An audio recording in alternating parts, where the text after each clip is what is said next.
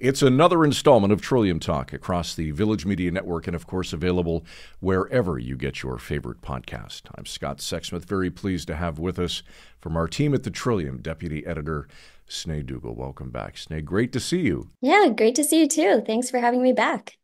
Sneh, it's been a busy week for Ontario Premier Doug Ford as he was in Halifax for a few days for the Council of the Federation's summer meetings. What came out of the meetings? What were some of the key takeaways? Yeah, so the meetings took place from Monday to Wednesday, and all 13 provincial and territorial premiers were there. Some of the kind of key issues that they talked about were things that we've been, hearing a lot about recently. So housing, affordability, infrastructure.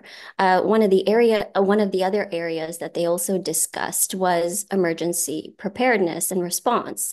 And on the latter, Nova Scotia's Premier, Tim Houston, talked about wildfires that are happening in several provinces. He talked about flooding, like the flooding that we saw in Toronto just this past week, and about the fact that, with the changing climate, these sorts of events are expected to increase. And they discussed the benefits of having disaster kind of resource sharing agreements between the provinces and territories to help local communities when they experience these events like wildfires and flooding. They also asked the federal government to make sure that the armed forces are properly resourced so that they can step in to support Canadians when disasters do strike. Um, One of the other things, I mean, in advance of the meetings, the premiers also wrote to the prime minister urging the government not to take what they called unilateral actions in areas that they see as provincial jurisdictions. So, like healthcare, education, housing. And this was one of the things that Premier Doug Ford actually criticized the federal government over during a press conference after the meeting wrapped up. And he pointed to the federal government's $1 billion national school food program that was, recently announced, and it's expected to feed 400,000 kids each year.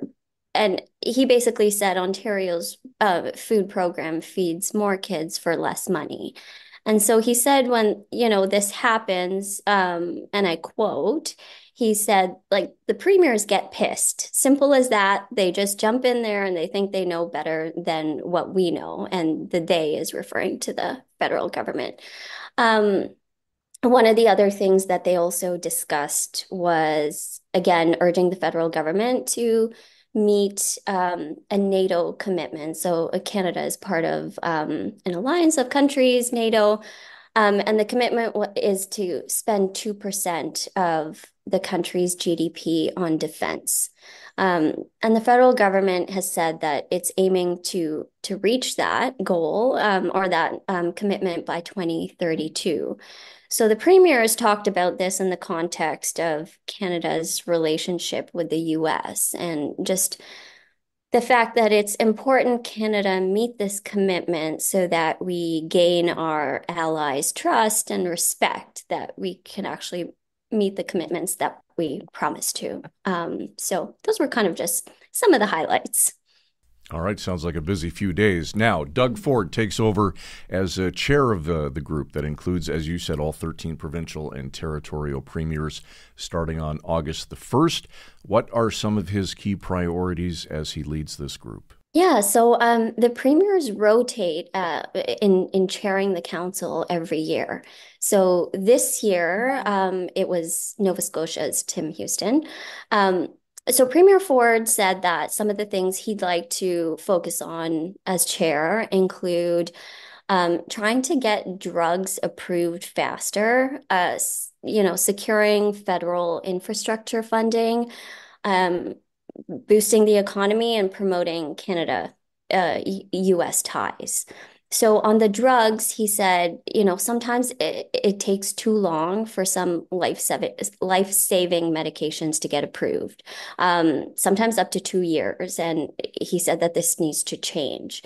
The one thing there is that because Canada is, a smaller country compared to some like the United States, pharmaceutical companies might go to larger markets like the US first to try to get their drugs approved in those markets before they come to Canada. So it isn't just a matter of, the regulatory process here in Canada.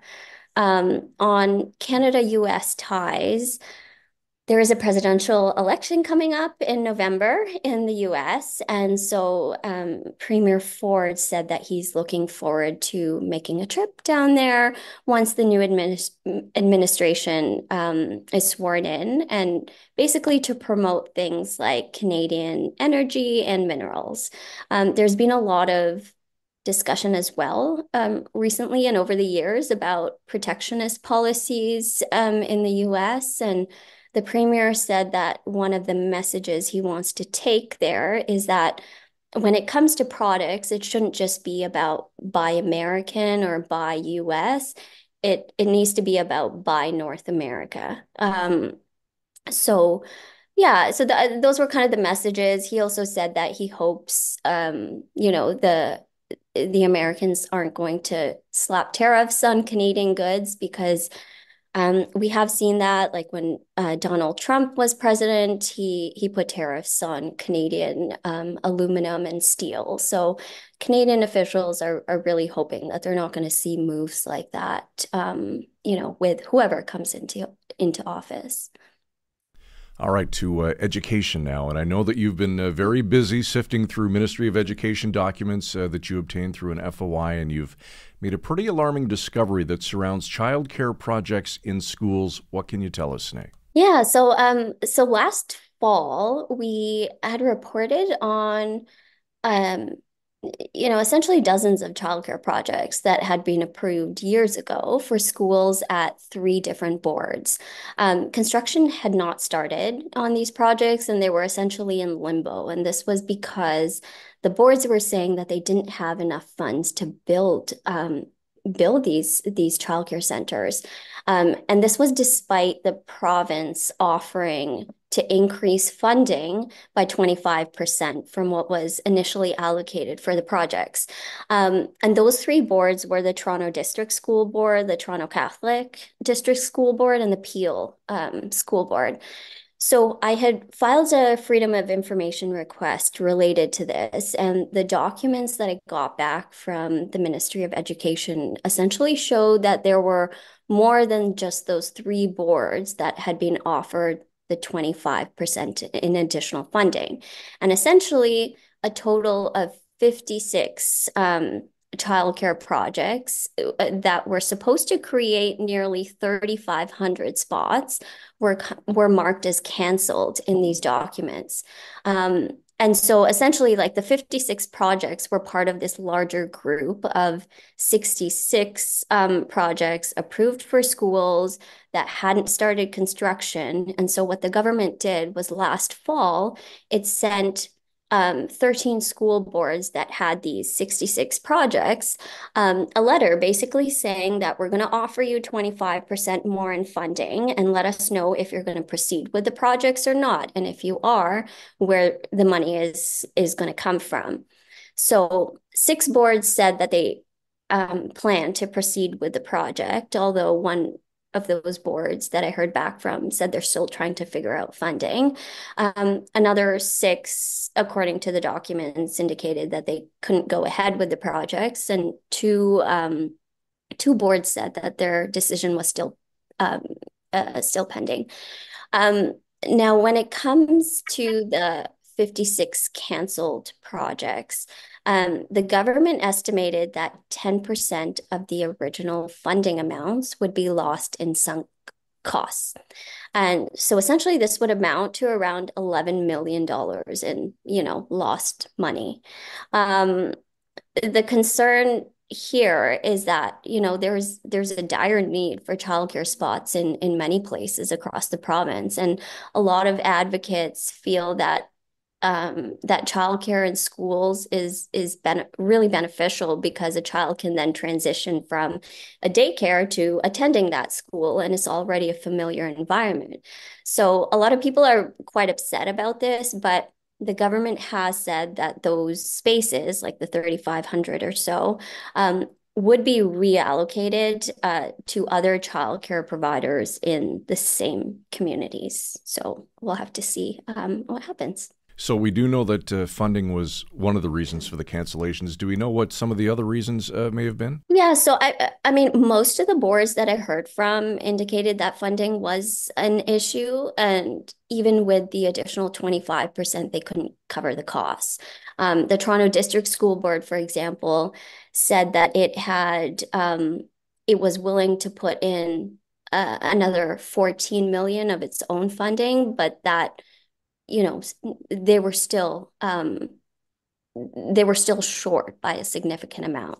Um, some said costs for the project had really gone up due to inflation and delays in getting approvals. It was interesting, one board that I heard from, the Simcoe County District School Board, so they had a project listed for their Chris Hadfield Public School. And, they gave a bit of an interesting reason. They said one of the reasons that the project didn't go ahead was because in 2017, the board still hadn't been approved for to build two new elementary schools that now exist in Bradford, which is an area that has experienced a lot of growth. So back at that time, Chris Hadfield Public School, which is where the childcare project had been approved for, they needed the space in that school to accommodate, students because of the growth in the area, and to have portables and things put in there. So, I mean, for different boards, it's a combination of factors, but for a lot, it's the increasing costs that since the projects were first approved.